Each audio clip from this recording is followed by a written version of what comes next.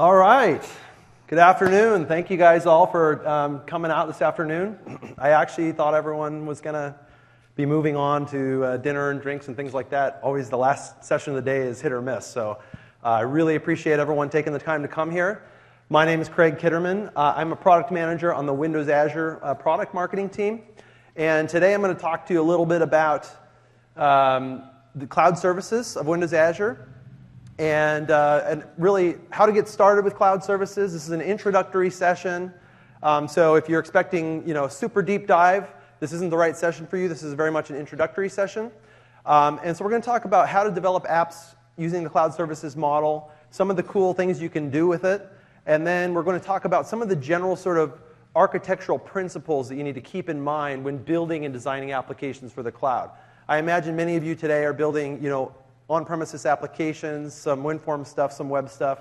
And there's a few different things you need to keep in mind to really take advantage of and get the full capability of what the public cloud has to offer. So with that, let's dive in. So what is the cloud? I always start this with this question because you probably have heard 100 different people answer this question 100 different ways.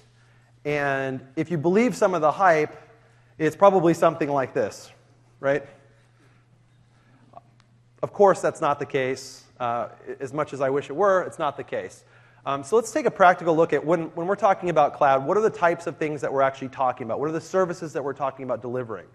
So here's some more buzzwords for you. IaaS, PaaS, and SaaS. IaaS is infrastructure as a service. This is the very simple notion of being able to get virtual machines on demand from somebody else in the cloud. Instead of provisioning those things on your own infrastructure in your own data center, you spin those up on a third party's infrastructure. In the case of Windows Azure, you go through the Windows Azure portal and you request a new virtual machine from Microsoft. That virtual machine gets provisioned in our data center, and you're handed an IP address as an endpoint. You can connect to that machine, install what you want, do what you want with it. It's yours. It's just running in our data center. That's infrastructure as a service. Platform as a service, which is what we're going to talk about primarily today, is the notion of going a little bit further up the stack, where you're not thinking about things like the operating system and configuring the runtime for that thing, patching and managing all the security updates and so on. That's what you have to deal with when you're dealing with a normal physical machine, and that's what you're also having to deal with when you're dealing with infrastructure as a service. And platform as a service, the vendor who's providing you that platform service capability actually does all that stuff for you. So you don't have to think about security updates or updating your runtime or any of that stuff. It's all done for you. And what you get instead as a developer is a container, a set of APIs that you can hook your app into and that you know are going to be there and are going to run. And so then you write your code and you deploy your code as a unit, and you don't have to worry about any of the other stuff. Okay, that's the platform as a service model. Then, of course, SaaS, applications delivered to you as finished services, typically through a browser or through some kind of device. We're all familiar with those. So today we're going to talk primarily about infrastructure as a service and platform as a service. We're going to focus on platform as a service because that's the focus of the talk, but we will touch on infrastructure as a service as well. So what can it do for you? You're all here probably because you haven't yet played with the cloud much, and you're wondering, okay, what can it actually do for me? Why am I here? Well, the first thing is agility. Early on when we were talking about cloud, the notion of cost came up a lot. What does it mean in terms of cost? There are a lot of cost advantages to doing certain things in the cloud. But the primary benefit, particularly for developers, is agility. Imagine not having to wait around for infrastructure to be provisioned. For you to be able to go spin up your own development and test environment on demand when you need it, get the resources you want, run your tests, run your code, test your code, spin those things back down without having to talk to anyone. I heard a horror story from a developer a few weeks ago. He has to send a fax to somebody to get a server provision so he can run his tests. I didn't even know fax machines still existed. Okay, but that's a reality for some people, particularly in larger, legacy type of enterprise companies. So having that agility, being able to do what you want to do and being empowered as a developer to get your work done quicker and easier. Okay? The other great thing is you don't have to reinvent the wheel. How many times have you written like identity authorization code or certain bits of your storage code, writing data to and from a database. There's a lot of types of code that we as developers have to write over and over and over. It seems like we have to write over and over again. As the tools have matured, as the frameworks have matured, that's gotten better, I think. But there's still a lot of things. Like identity provider is actually a good example. How many of you in the room have implemented like the Facebook or Twitter APIs? A few. I did it about 5 years ago when it was pretty early on, and it was really painful. I had to go learn OAuth and all this other stuff. Well, guess what? Lots of other people have already written that code. Why can't I just use that? So the great thing about cloud providers who provide platform as a service and other types of services is that that code's been written. There's an API that you can just call in order to add that capability to your app. And we'll talk a little bit more about that. This particular caveman loves APIs, so. So these application building blocks are a core part of building cloud service applications. It's not just your web code or your service code. It's all the other stuff that you can hook into very easily with standard APIs. So things like big data, database on demand. Rather than having to provision servers and configure SQL Server, another thing I, as a developer, never used to like to do is go set up the database server. Instead, now I can, with a few clicks, get a database and a connection string, and I'm off and running. That's what I want to, I want to spend my time on the app, not on provisioning stuff. Storage systems that are non-relational, key value stores, NoSQL, if you will. Being able to configure caching, identity, implementing identity providers in my app. If I want to accept Twitter identities, I want to accept Facebook, Google IDs, Yahoo IDs, all of that stuff is available to me by just writing a few lines of code, dropping that in my app, and now I can accept those providers as identity providers for my application without having to go understand OAuth token exchange protocol. So that's the power of these building block services. The other core tenet of cloud, and you heard a lot about this morning with the announcement of the per-minute billing now on Windows Azure, is paying only for what you use. Again, this is a powerful construct, particularly as developers who are going to be using this infrastructure potentially for short bursts of time. There's no need for your dev environment, for example, to be running all night while you're asleep. So you can shut that thing down before you leave, either through a browser experience or with a script. And you're only paying for what you use. And in fact, if you're an MSDN subscriber, you're probably not paying anything extra for that. So that's really a core tenet of cloud, self-service agility and paying only for what you use. In the traditional model, when you were going to buy infrastructure for an application, somebody had to make a somewhat educated decision about how many servers do we actually need to service our customers or our expected load for this app. And one thing's for certain, they guessed wrong. It's always wrong.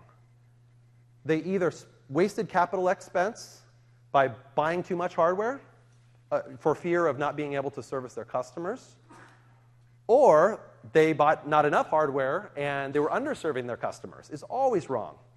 So being able to match that demand curve in the cloud by spinning things up and spinning things down as that demand curve fluctuates, which it does, really gives you a lot of agility and cost benefit and paying only for what you use. Okay? So now let's dig into Windows Azure and talk a little bit about Windows Azure's implementation of platform as a service in what we call cloud services. First, I forgot. Let's talk first about the global infrastructure. So under all of these great cloud services, the compute models, these application building blocks, we have a bunch of physical hardware. Windows Azure has 10 data centers today, and we're growing, distributed around the world. And everybody always asks me, what's it look like in one of these data centers? So I actually wanted to show you a little picture about what it actually looks like in there. These are container-based systems, very modular. There's hundreds of servers in each one of these things and switches and networking gear. They're wheeled into place by tiny, strong men and hooked up to all their respective utilities. They get plugged into power, water for cooling, and network. You can see like the pipes there. And that's about it. These are complete lights-out operations. Nobody ever goes inside those sealed containers. Basically, we wait until the stuff inside has sort of decayed or failed to a certain unacceptable level, and then we take those things out and put in a new one and the old one gets refurbished. So that's how we operate these data centers. They're operated by the same folks that run all of the Microsoft finished services, MSN, Hotmail, Office 365, and the like. So they really know how to do this. And this modular operation gives us a lot of benefit in terms of scalability, but also economic benefit that makes things better for you as the user of Windows Azure. So now let's talk about Platform as a Service and Windows Azure's implementation of that, which is called Cloud Services. It allows you to build infinitely scalable apps and systems. That means is you can compose apps of multiple different tiers using what we call roles, and we'll get into that in a minute.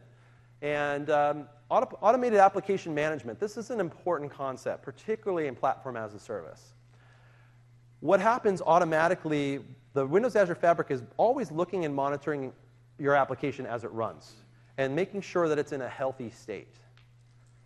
And if it's not in a healthy state, it actually handles fixing that for you in many cases. So let's take a look at how this actually works.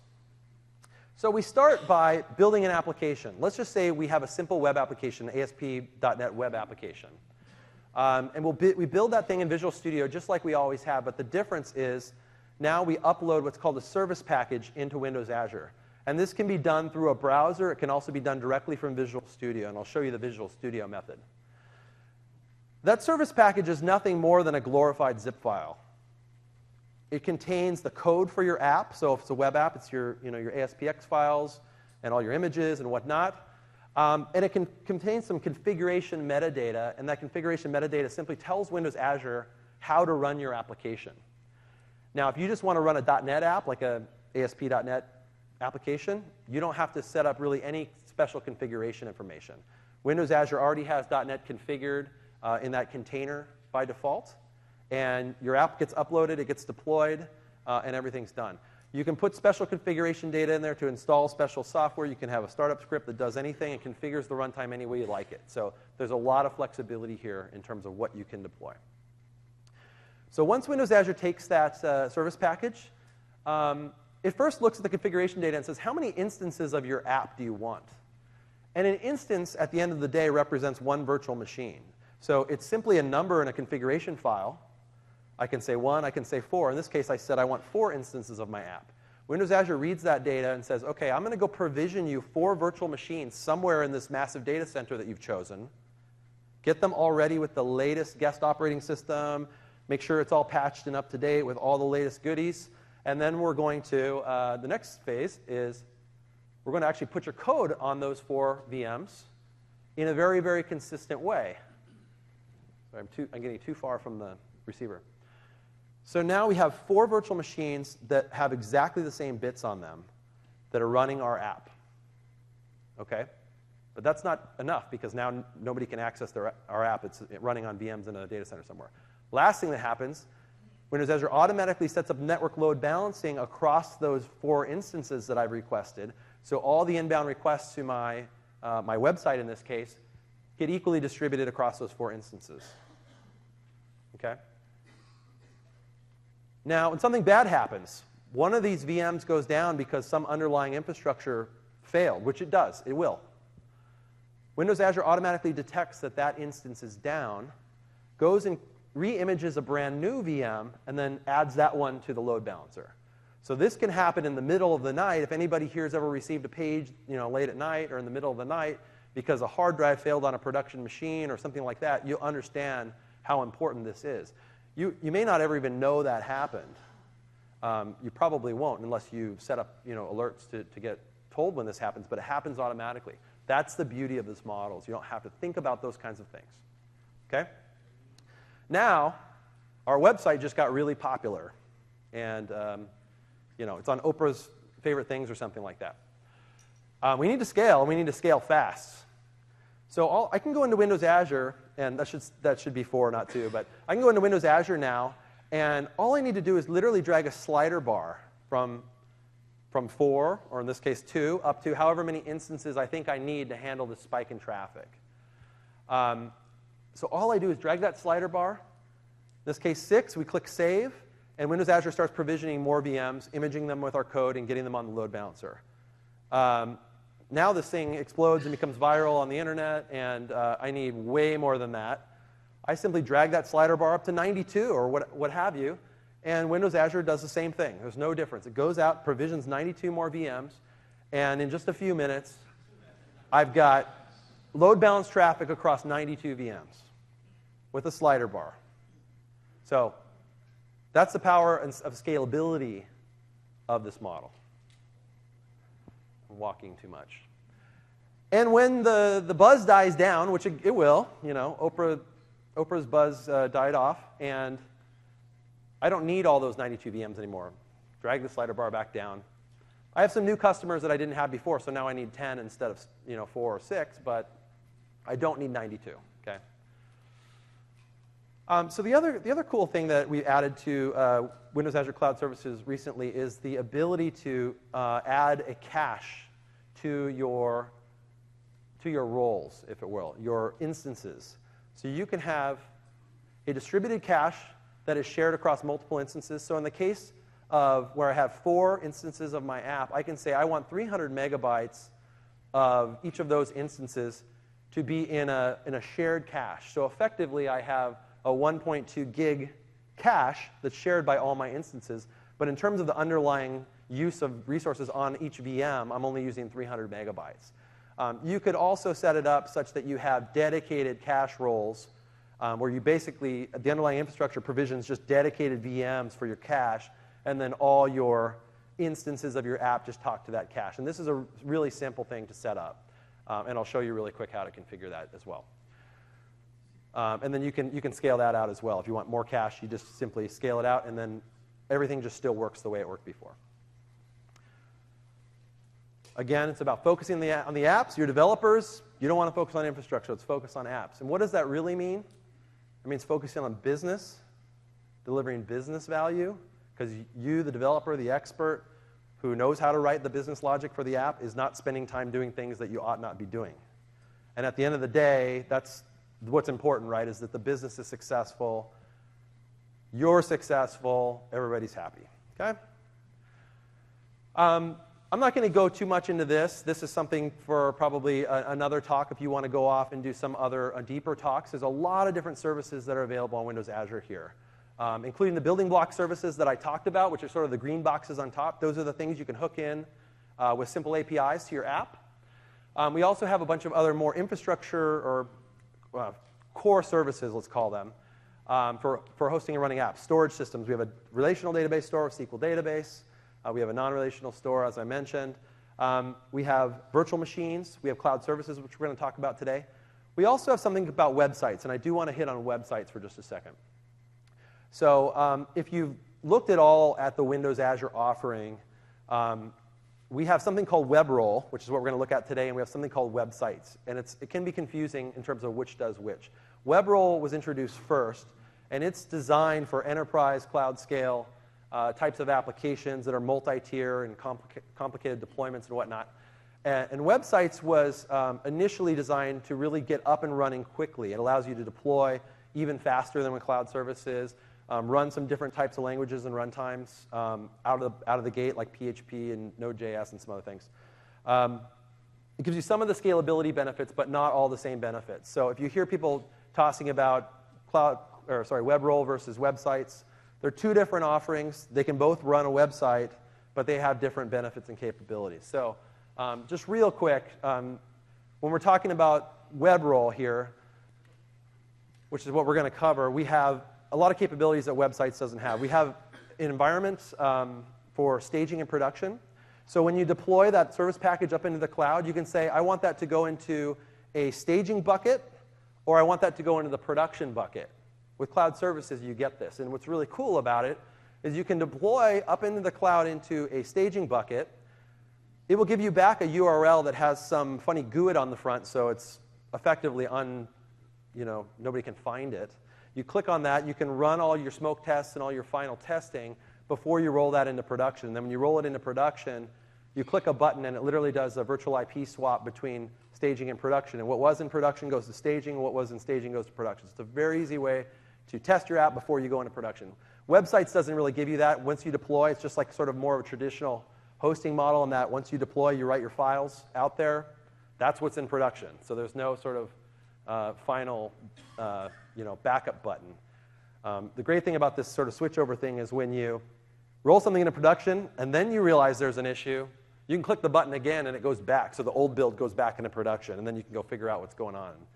It's happened to me several times, so it's a really nice feature. One of the other things you can do with a web role that you can't do with websites is actually remote desktop into the underlying VM. Now, in a perfect, pure platform as a service world, you would never want to do that because you shouldn't be bothered with such things as operating systems and whatnot. But if you're trying to configure your startup script because you have some complicated software or something that needs to get installed on your underlying instance VMs, you may want to RDP in there just to take a peek and make sure everything got configured properly so you know your startup script works. So it just gives you a little bit of control to peek under the covers when you need to, but you would never actually RDP or remote desktop in and then install a bunch of stuff, because then it would immediately be blown away, because a web role is stateless. It doesn't persist everything to disk. So everything needs to be configured within your startup script. Let's see, there's a few other things. The virtual networking support is the next most important, and then we'll move on. This is the ability to create virtual networks in the cloud. You may have already heard we have this capability in Azure. And you can even connect those virtual networks that you create in the cloud back with your existing on-premises infrastructure, your existing data center. So you can provision new services in the cloud that can talk over LAN IPs to your existing stuff. You can do that now with cloud services. With websites, you can't. Websites is basically, if you just have a website with a database, it's great. But if you need some of these more complicated services, web roles for you. OK, so now that we've got that out of the way, let's take a look at how to build one of these things. I got to switch back over here. Everyone still awake? All right. All right. If I can log into my machine, which I cannot.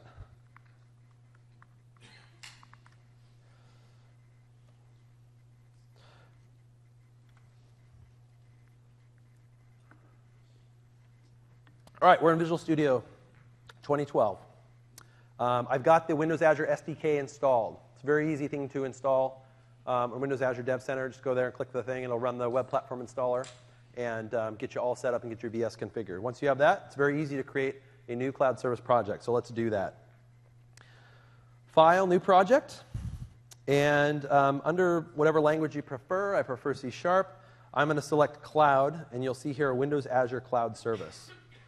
And let's just call this one breakout sample. OK? And I have the normal ability to add source control or do anything else you can with a normal VS project. So now, what this is going to do is actually create sort of a shell for my cloud service project, which is really the bit that holds that configuration data. What separates a regular web application from a cloud application is that, remember, that extra configuration data that's in the service package. So, but what it's asking me for now is, OK, we're going to go create that configuration shell for you, but what type of code do you actually want us to run?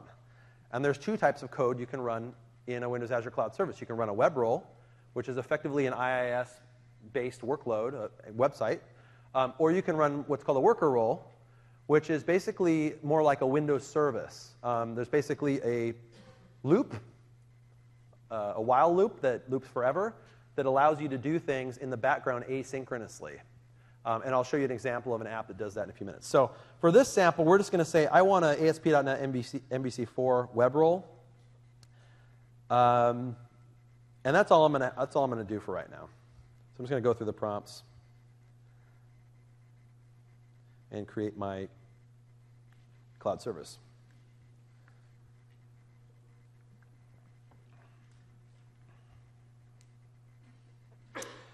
So you'll see here, this is just a normal MVC4 project. And then I have this additional project that's in my solution that has the little cloud here. And that's where all this configuration data is held. So if I click on one of these configuration files, you can see I can set things like global connection strings for my storage account, for my cloud storage account, database connection strings, all that kind of stuff. If there's particular app settings I can actually abstract those back out of like web.config and put them in the cloud service config. And what that allows me to do is actually, while my service is running in the cloud, I can go up into the Windows Azure portal and tweak those configuration values, and then the next time the code comes through, it'll pick up the latest one from the service config, and I don't need to redeploy. So it's just a nice place to store configuration data. And you'll see here, this is the important one. Oh, sorry, let me zoom this in. That's probably terrible. You'll see here this instances count equals 1. That just tells them, again, how many underlying VMs do you want this thing to run on. So I'm going to go ahead and just make this 4 for the purposes of this exercise. And then we're going to just go ahead and do F5 here. Was there like a subway under this room? Whoa.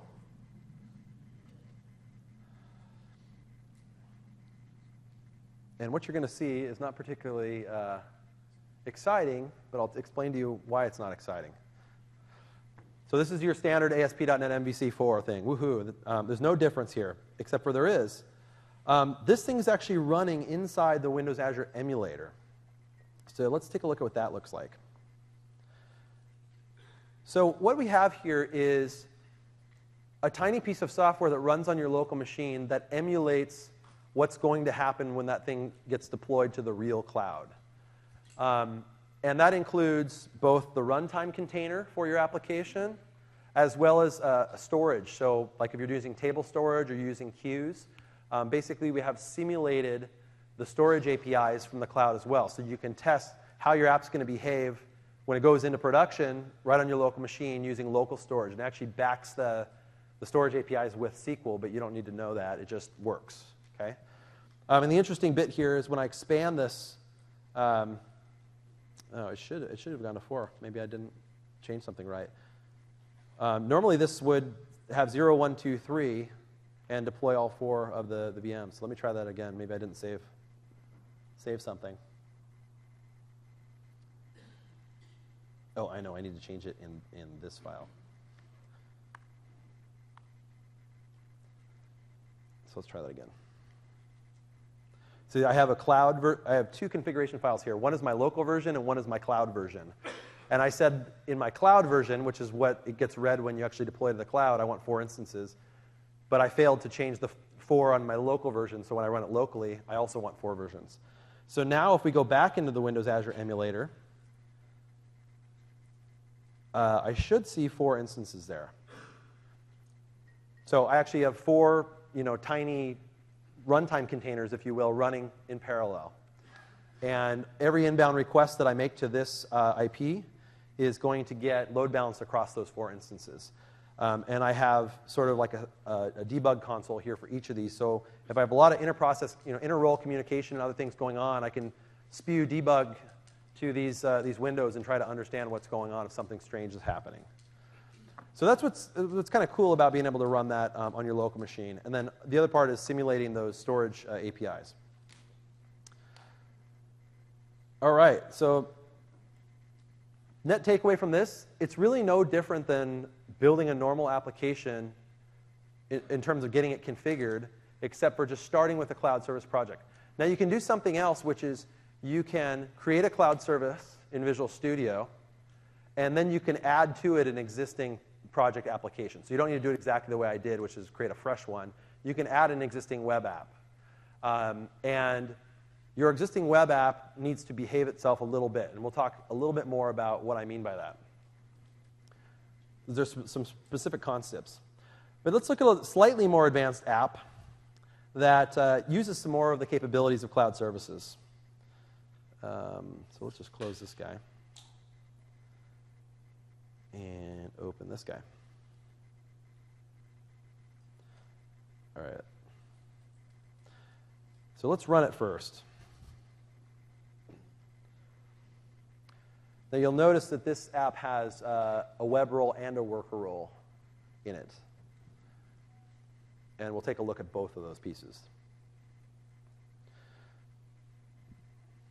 The only thing is when you're doing your debug and you're F5 all the time, it does take a little bit longer to start when you're running in the Azure emulator because it actually has to deploy the app if it were to Windows Azure emulator and have it start up. It starts a lot quicker than it used to, but it still takes a little bit extra time. All right, so we have a very simple guestbook app here, very simple form on it, and I'll show you what it does. It's really not complicated. So I'm going to assign the guestbook, and I'll put a picture in there, and I'll sign it. Now you'll notice I'm uploading a picture. And you'll notice what happens is when the picture gets initially uploaded, it's a pretty big picture. Someday, oh.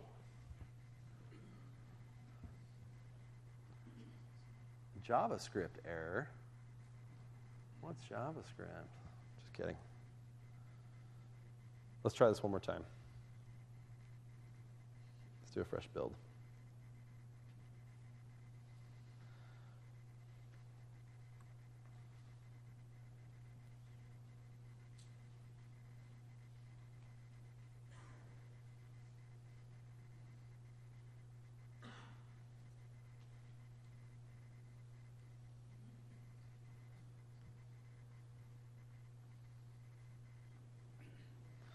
All right, let's try that again.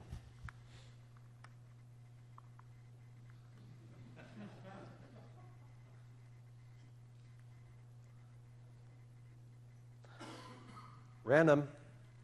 Okay, so there's this big picture here, which for some reason, now the picture's not rendering all the way. But it uploads a picture, and it's really huge and ridiculous. And you'll see in just a few moments here, if everything is working properly, that I have an asynchronous process running in a worker role that's out sniffing my storage account for guestbook entries that just arrived. And it's going to grab the image and actually make a thumbnail out of it and then republish it back into the course.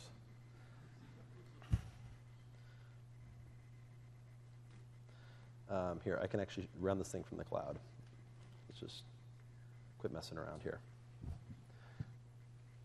So I have a version of this app running in the cloud that's pointing to the same storage account in the cloud. So all it does is takes that image, uploads it, puts a message on a messaging queue through a simple API call, which I'll show you, and then I have that worker role that's just spinning in that continuous loop. The worker role's only job is to go check that queue and see if there's any work to be done. If there's work to be done, it goes over and grabs the image and makes a thumbnail out of it, and then changes the pointer. Okay, so I can real easily add a few more, and hopefully it'll work a little bit quicker this time.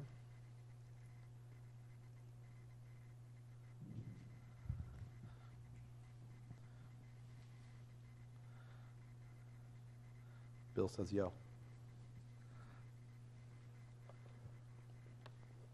It's going and picking up that queue, resizing. And then there's actually long polling going on in the client. You see that? How it just automatically refreshes. Long polling going on to check the image. And then it grabs a new one. Very simple app, nothing exciting. Super ugly UI. My apologies for that. But it serves a point, which is it's super easy to get that kind of asynchronous capability to your apps.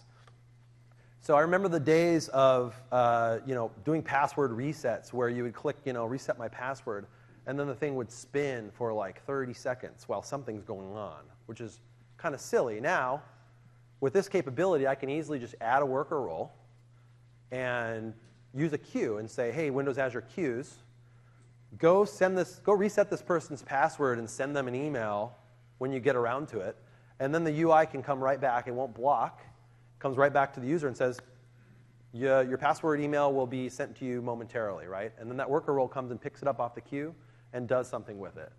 It's a very simple construct, and it used to be kind of complicated because you have to go write Windows services, and I don't know how many folks in the room have written Windows services. It can be painful at times.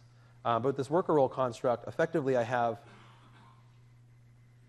one file here when I create a worker role. It's called workerrole.cs. And in there, I have I have this while true, and it just loops forever.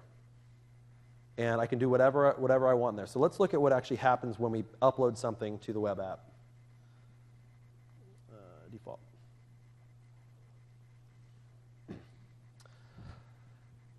All right, so the first thing that I'm doing when I save that guestbook entry is I'm going to upload the image to my storage account. In this case, I'm using Windows Azure Blob Storage. And with just a few lines of code, basically I can create a new blob and upload from the stream to blob storage. So that's what, 5 lines of code to do that. And that's actually going out. In this case, I have it configured just pointed directly to my cloud storage account. I could also emulate this locally and store these things locally. But I'm actually just pushing them right out to the cloud storage account. The second thing I'm doing is creating a guestbook entry here. And this is using Windows Azure Tables. So this is that key value service that I talked about. And the third thing is I'm putting a message on the queue with the data about the guestbook person that just entered their entry. It's really simple, few lines of code, a lot less than doing something with a relational database probably. And now there's something sitting on the code. So now there's an image in blob storage, there's an entry with the other metadata in table storage, and then there's something in the queue. So there's 3 different Windows Azure services that are available to you in the storage system that are available over the simple APIs. Now, let's look at the worker role and see what the worker role does. So the worker role basically comes in and says, get a message off the queue. And there's some other code down here which will actually dequeue the message. And then basically parse it. So there's multiple different parts that we put in that message. You can construct the message however you want. You can basically serialize an object into that queue message. You can do lots of different things. In this case, it's a pretty simple structure. And so we basically parse that queue message back into its components so we know what to do. And then we go and we process the actual code to do the thumbnail resizing. And then this thing just goes down here, and it sleeps. So it just sleeps for 10 seconds, this while loop thread. And then it wakes up again and checks the queue again. Anything for me now? If not, it goes back to sleep and just does that over and over and over again.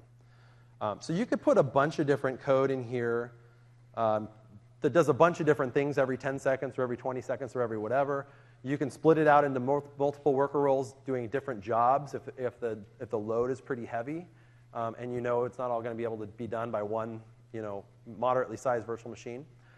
The other thing is you can change the size of the underlying VM that is actually running your web role or your worker role. You can make them huge with 12 gigs of RAM and multiple cores, or you can make them really small, with 1 core and a gig or 2 of RAM. You have the control, and then of course you're paying based on what size of virtual machine you're consuming and how many of them, but it's all controllable. All right, so let's flip back over here for a few minutes. So it's pretty easy to get started and do some simple things like that using cloud services. Oh, what I didn't show you is deployment. I'm sorry. Let me flip back over and do the deployment. So once I'm ready to actually publish this thing, all I do is I right-click on the cloud one, the one with the little cloud here, which is the configuration data. And I want to publish that thing. And I'm going to go back here because I want to actually, let's say new. Oh, whoops. So what you actually do is you download from the Windows Azure portal your publish settings. And I'm going to try to do that. Oh, sorry, it's blinking at me over here.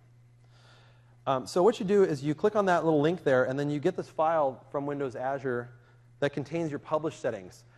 This is all the information that Visual Studio needs to connect to your account, your subscription, and start publishing services. So I'm just going to download this file to my local machine.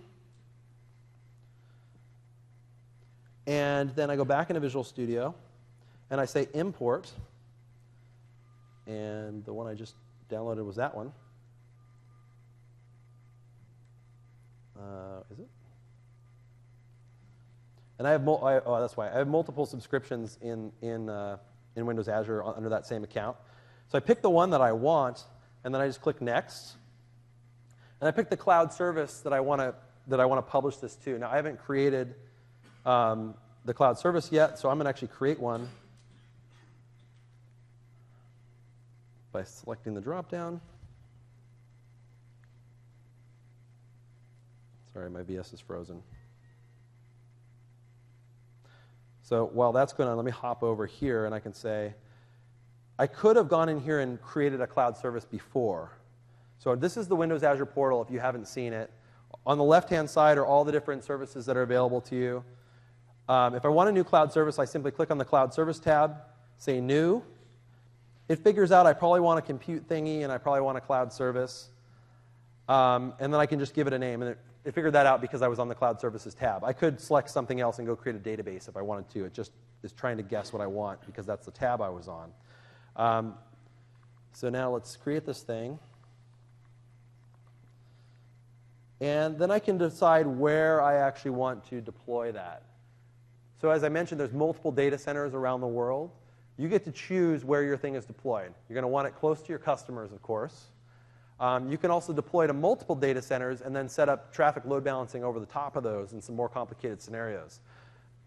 In this case, I'm just going to deploy to Central US. I'm going to set up the cloud service in Central US. So when I deploy, it will go to Central US. OK, so the cloud service is created. That doesn't take a lot. Again, it's just a container. So now if I can go back here, I need to refresh this because now I actually have a cloud service there that I want to use. Let me just cancel out of this and redo it.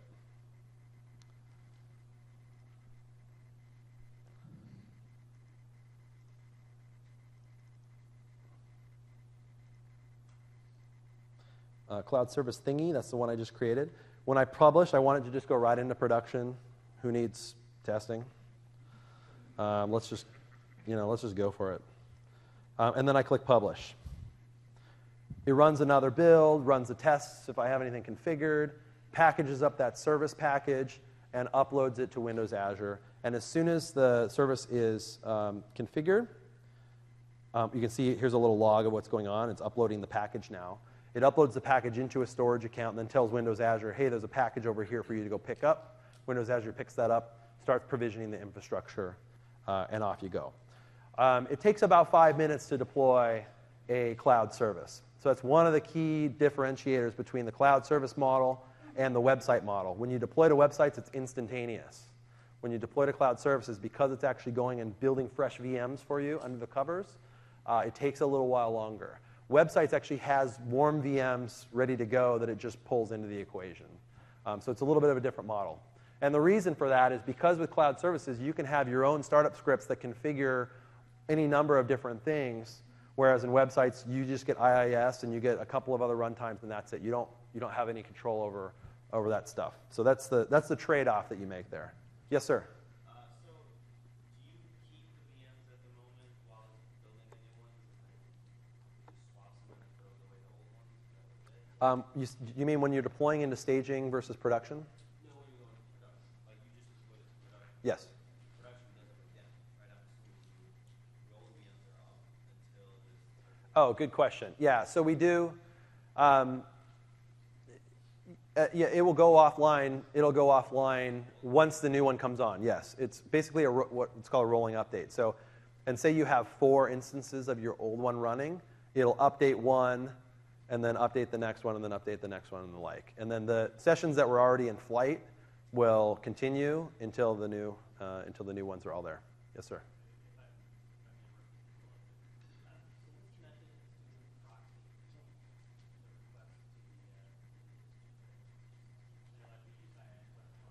Yep.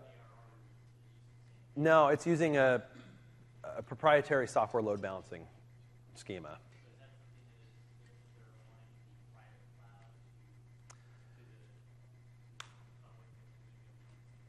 I don't know. I don't think that the sort of load balancing stuff would be part of that alignment.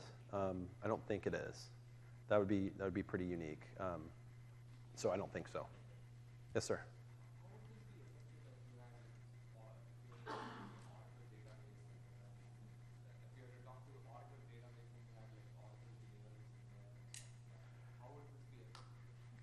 Great question. So the question is, how would this work with an Oracle database?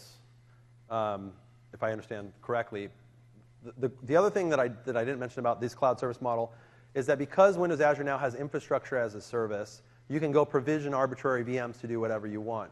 You can go create a web role and a worker role in the platform as a service model and still have other applications like Oracle running in a virtual machine that the app talks to, just like you do today.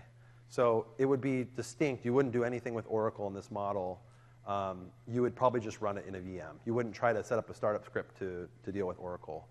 That'd be really, square peg, round hole type scenario. I would just run the Oracle in a virtual machine and then do your presentation tier, your API tier, whatever, in cloud services. And then you can talk to that database.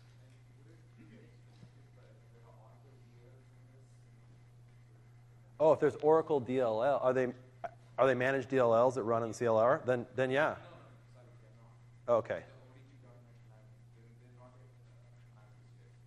Okay, yeah. So you could set up a startup script to configure and appropriately install your DLLs and make them available. You could do that. Yeah, sorry I misunderstood the question. Okay, so it looks like the thing's up. Let's cross our fingers here. Oh, it says it's in an unknown state. I think it's still deploying. So anyway, it's that easy. Just deploy from Visual Studio, and then once everything is up here, you can see it's deploying right now, starting the VMs. And you can see I have two. I have a web role and a worker role that are starting up right now.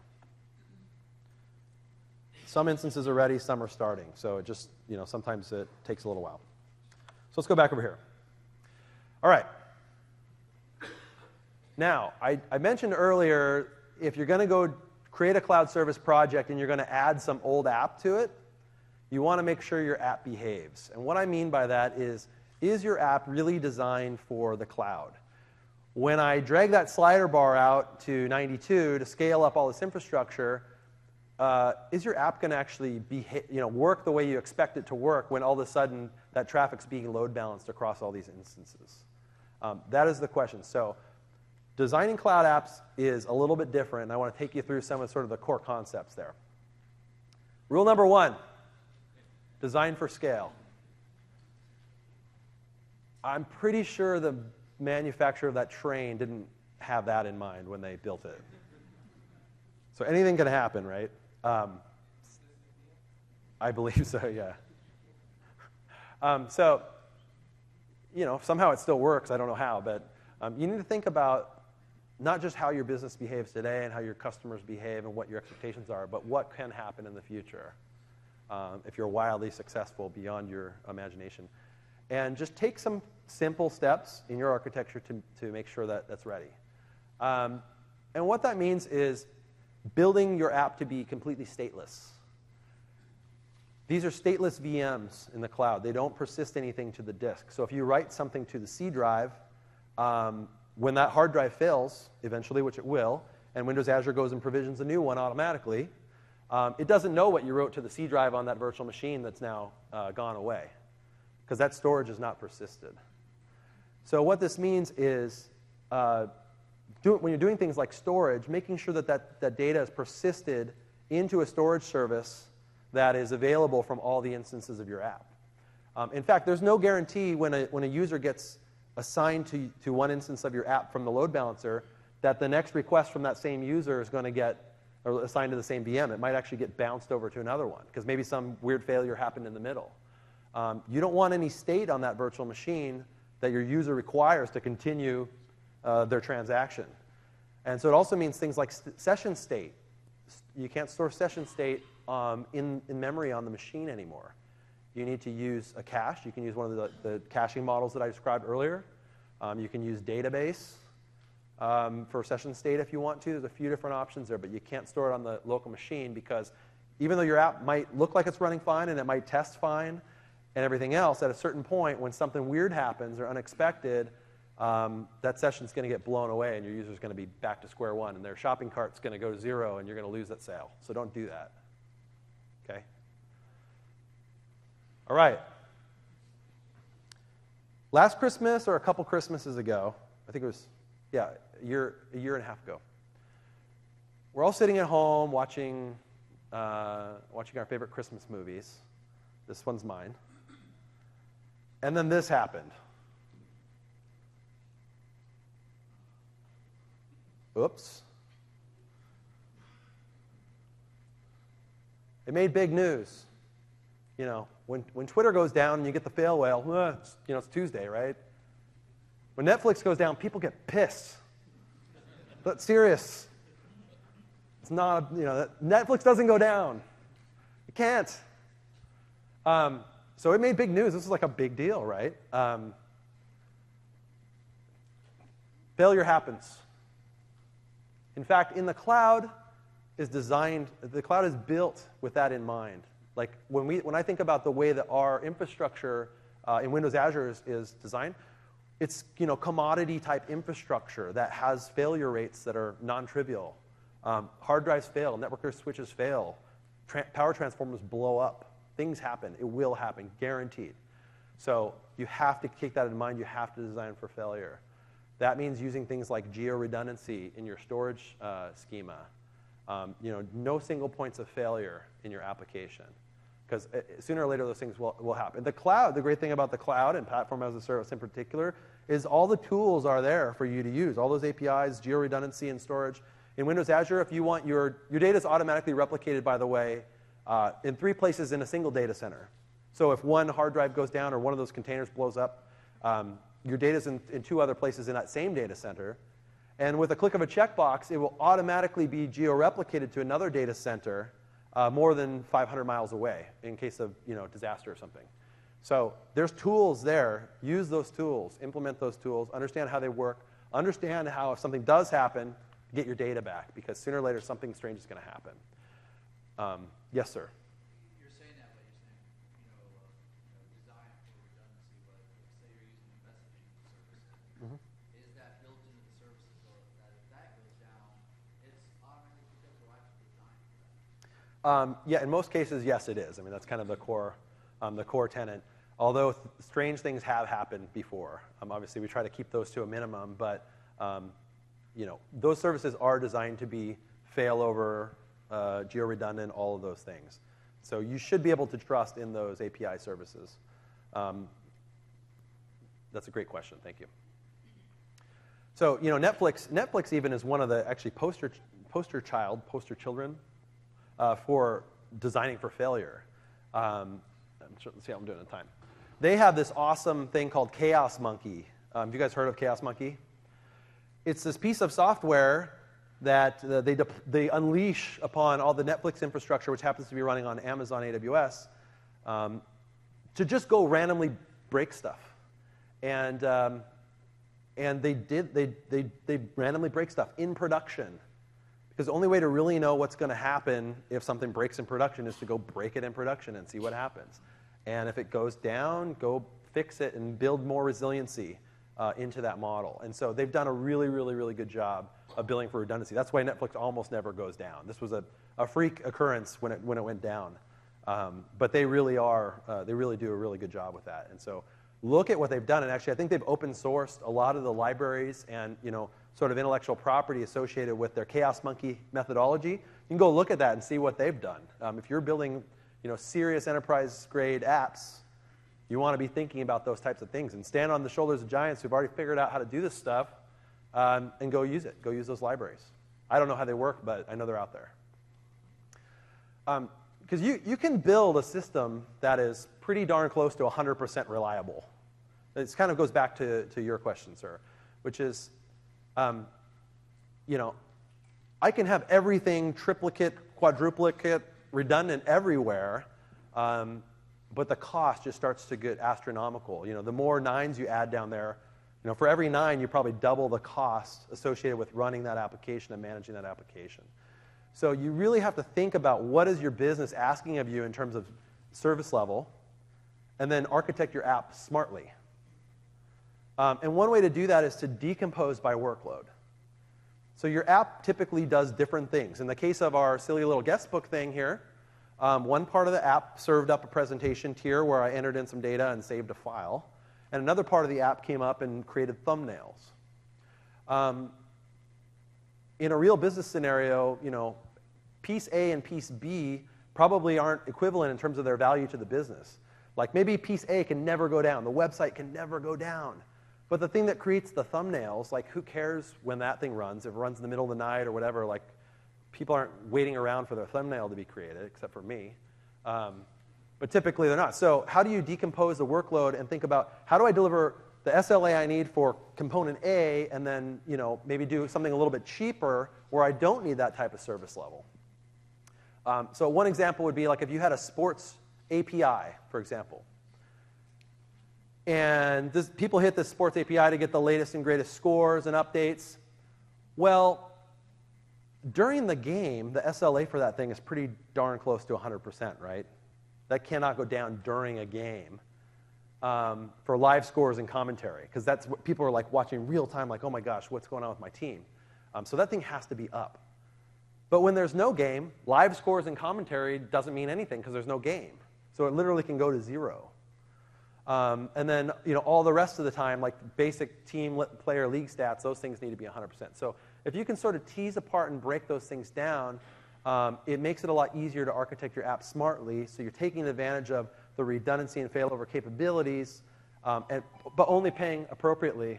What the heck was that? My timer? How do I turn it off? It's OK? Sorry. Scared me. All right, rule number 4. Almost done. Design for interoperability. You never know what's going to happen tomorrow. Same with the scalability story. You don't ever know what applications are going to want to consume data from this application, what new types of devices are going to get invented tomorrow. You have to think about future-proofing your apps and your data and design for interoperability. This is true sort of universally, but particularly in the cloud, because everything is becoming more accessible, more programmable, and you want to make sure that you're future-proofing those assets and creating open REST-based API endpoints for things, and being smart about not locking into a particular architecture with particularly the data. Okay? And last but not least, design for operations. You can only improve your application if you know what's going on. Instrument that thing. Use all the tools that are out there. Great stuff like AppDynamics, New Relic, some of the other monitoring tools in the Azure portal, stuff like System Center. Understand what's going on inside your application so you can tune that thing. And it takes a little bit of work on the dev side to do some instrumentation there, but it's going to make life easier for you. It's going to make life easier for your ops folks. And particularly in the cloud, when you're not running that server and it's running out somewhere else, you got to be able to see into that app. So instrument for ops and design for ops. Okay? So those are kind of the key rules. Okay. So let's do a Q&A. Yes, sir. Does Azure support multi-tier applications that use Windows authentication communicating with each other? The question is, does Windows Azure support multi-tier applications that use Windows authentication? The answer is yes. Yep, that's a pretty regular scenario that we deal with. Yes, sir.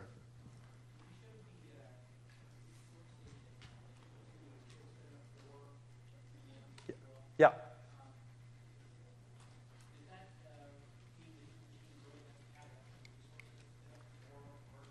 It's a great question. It does, except for it's using a lot of the same resources. It's not spinning up the equivalent of a whole virtual machine. It's using the same underlying resources, the same CPU, the same RAM or whatever. So yes, but not as much as if it was not as much as if you were actually spinning up VMs. Nowhere near the same. Yep. Yes, sir.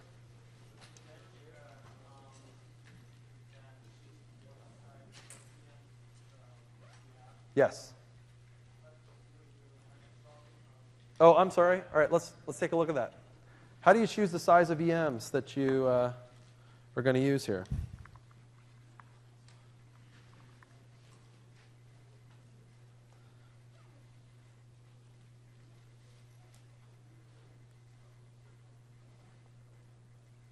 I'm so sorry, it's here.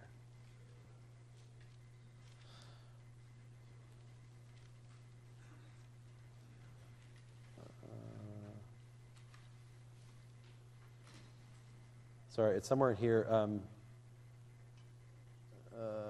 me find it. Let me show you that after the talk. It's in one of these config.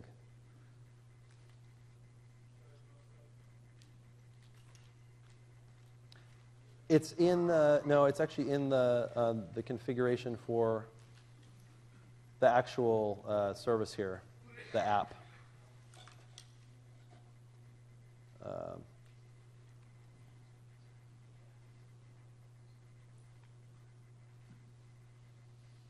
Sorry, let me find that for you after. I'm sorry, I should have shown that. I forgot to look that up. Other questions? Yes. This isn't on an enterprise level, but Yep.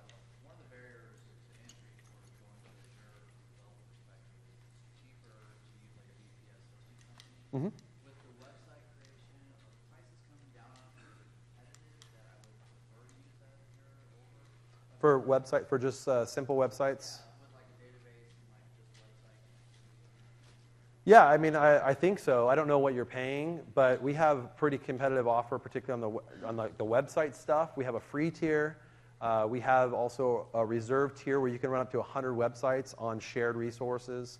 That's really competitive. So I can show you what those offers look like after. But I mean, we're getting good response. People are using it, so they must be seeing price value there. Yeah, good question. Yes, sir.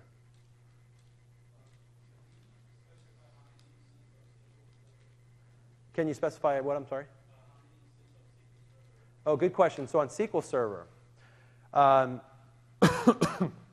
the way the SQL database service works, if you're using the platform as a service SQL service, which is called Windows Azure SQL Database, you don't specify the number of instances. You simply specify that you want this type of database, and it gives you an endpoint, and then it handles all that stuff sort of under the cover. So it's a slightly different model of abstraction from what you get today. Unless you shard it. What's that? Unless you're using sharding. Yeah, unless you're using sharding, but in which case then Databases anyway. you just provision more databases to do your sharding. You have to do that sort of manually. But that's effectively the way you would scale using SQL databases to do sharding and scale out. Yes, sir. How do you interact with DNS and URLs? Oh, good question. So when you provision your cloud service, Windows Azure will assign you a DNS called whatever you asked for.cloudapp.net. And then you can go and do your A records or your CNAMEs or whatever on top of that, but you get just a default DNS that has to be unique. So if you have an existing URL, Yeah. well-known, public, Yes. how do you map it to? You go into your DNS records and create a CNAME that maps from your URL, www, whatever, to myapp.cloudapp.net. Yeah.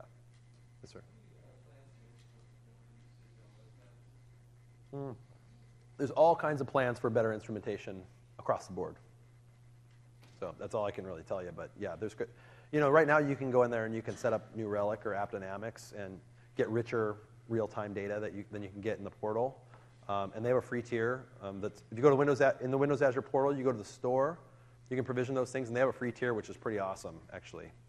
But yeah, we're always looking to get better, more dynamic, quicker information on all the key metrics, and we'll surface more of that in the portal. Did I see something over there? Sorry. Yeah. So you basically say extra small, large, whatever. And it's been a while since I created a cloud service because I've been using websites, and now I can't remember where that is. So anybody who wants to see that, I'll just come up at the end. But it's just a simple drop-down box where I pick the size of the VM, and then that's gonna have impact on what I end up paying. So I have to figure it out.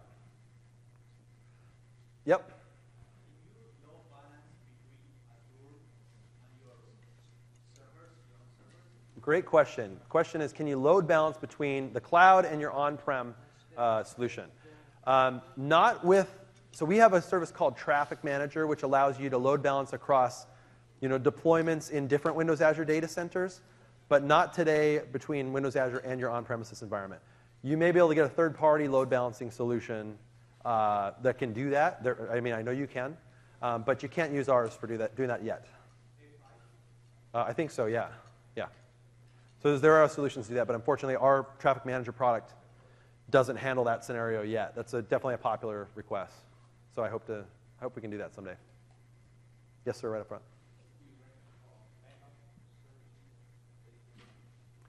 For backup strategies related to the cloud, there's tons of different options. One of the cooler things that we did is acquired a company called Store Simple. Are you familiar with this company? Back in November, and they have this appliance that sits on your LAN and does some really intelligent caching with your data. So files that are accessed a lot, it looks just like a SAN or an AS or whatever, and you just dump data to it, and then it starts putting things in the cloud as they get old, and then as you retrieve them, it brings them back down and does some cool stuff like that. Yep.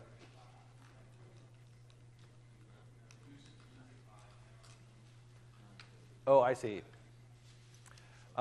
So if a user deletes it, I don't think that you'd have to go through Windows Azure support, and they'd have to go pull an old version for you. And I don't know how painful that is. That may be painful, which is different than. Yes.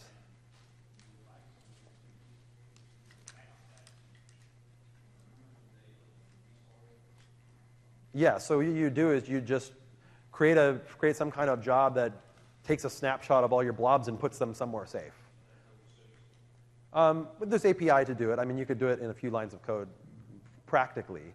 But you think about it, it's just like any other production. You have a production storage account which has like the real images on it.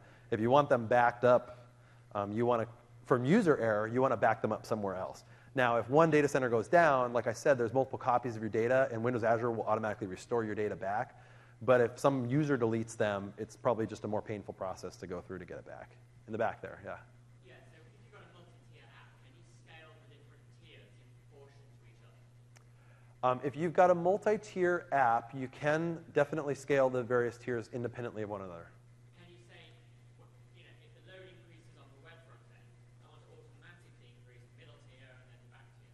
Great question. In proportion to the front tier? Yes, great question. So can I automatically scale various tiers of my app when something happens with one tier?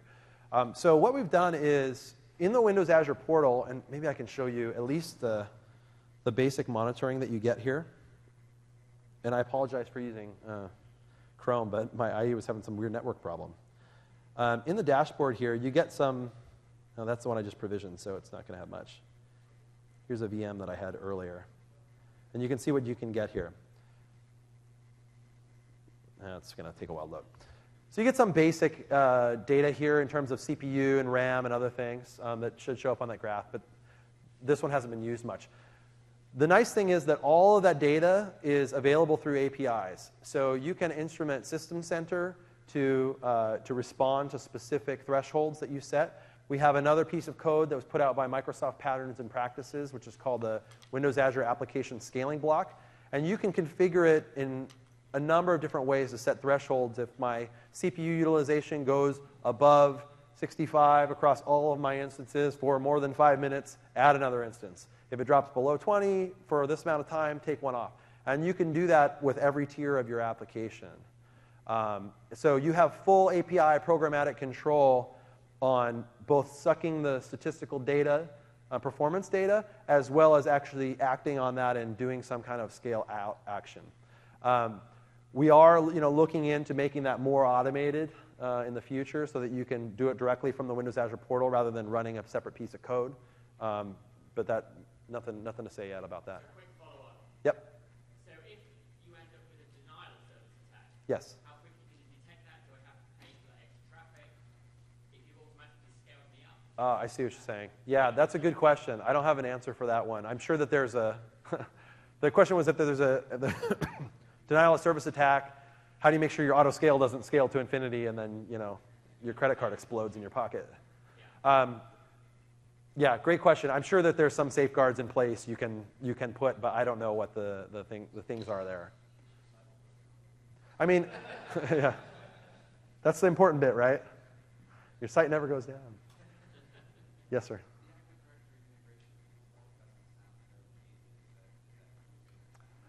Oh, really? So what I would invite you to do, and I invite everyone actually in the room, and I wish there was more people in the room still, but I guess it's my fault, is to come by the Windows Azure booth. And what we have is a series of challenges where we're going to take you through 4 different challenges, if you will, to do different things on Windows Azure. And there's people there to help you through that process, and you win a prize after you do each one. So the first one is go spin up a VM in Windows Azure. It's the easiest darn thing you ever did. And you get, that one you get a water bottle. And the next one's a little bit harder, and you get some headphones. So, and then at the end, if you get all 4 of them, you get entered in the raffle, daily raffle for a Trek bike. So there's an Active Directory scenario down there. So I invite you to come down, and the experts with that Active Directory service are down there, and they can help you go through that process, and you can ask them all the questions you have. It's great. You mentioned one of the keys to designing apps is state management. Yep. But you have, I mean, you know, like your own platform, you have Azure Driver, of course, you have scale level and other tools. How do you work your apps to configure it to either say use the database or use your session, your cache management as a service? And when you're doing testing, I guess I'm just not picturing how you're working all that through from your console IDE Mm-hmm. into using these services that may be just managing your cache or your session or whatever. Okay, if I understood your question correctly, how do you manage the different configurations between running locally versus running live in the cloud for managing things like session state? What's that? I don't think I articulated it very well, but it's the whole deploying and using cache management, through the different environments. Right.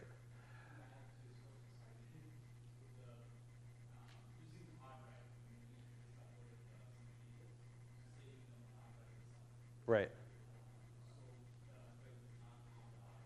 Exactly. Yeah, you would pull out the 2 lines of code where you're writing the file to the disk, and instead you would write it to Windows Azure Blob Storage with 2 different lines of code.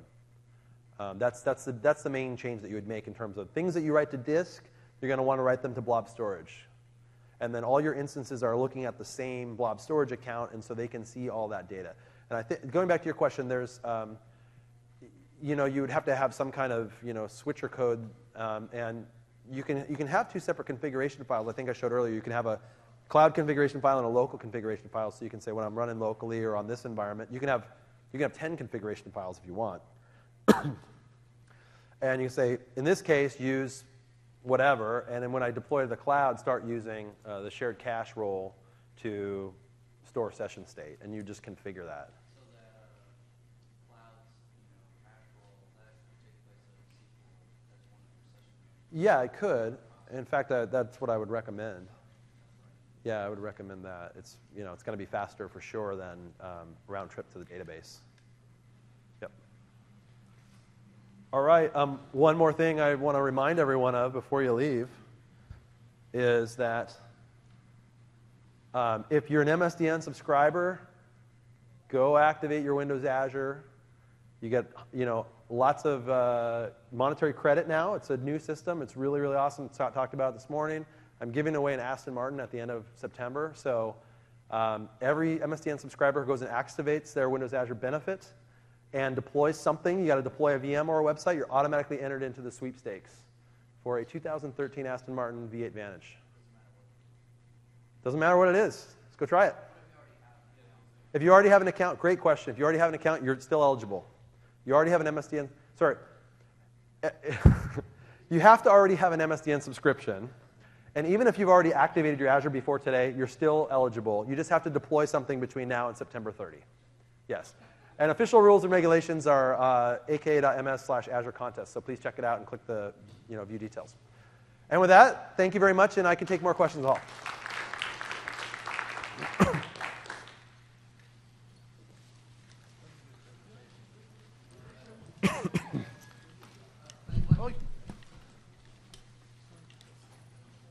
Yes, sir.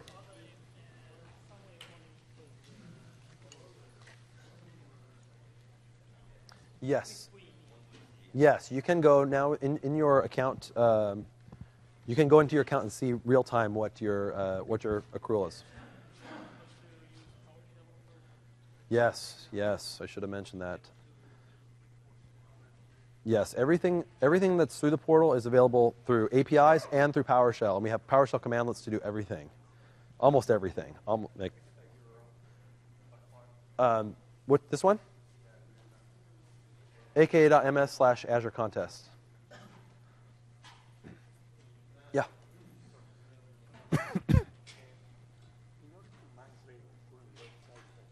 Mm-hmm.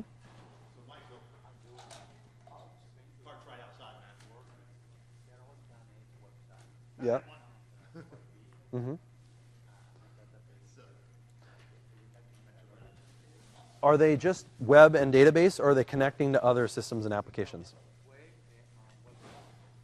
Okay. Okay. You should look at Windows Azure websites if it's just web and some web services and a database, and it's not connecting back to lots of other systems.